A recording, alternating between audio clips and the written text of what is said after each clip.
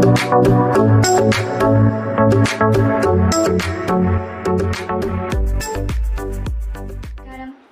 നമുക്ക് റവന്യൂ എന്താണെന്ന് നോക്കാം.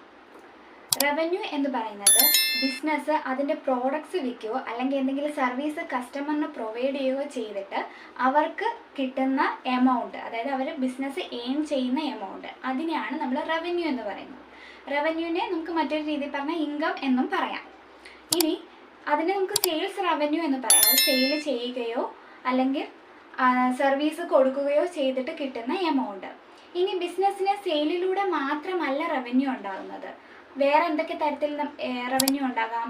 റെൻറ്റ് റിസീവ് അല്ലേ, പിന്നെ മറ്റൊന്ന് പറഞ്ഞാൽ ഇൻട്രസ്റ്റ്, കമ്മീഷൻ, ഇതെല്ലാം റവന്യൂവിന് ഉദാഹരണമാണ്. ഇപ്പോൾ റവന്യൂ എന്താണെന്ന് മനസ്സിലായെന്ന് വിചാരിക്കുന്നു.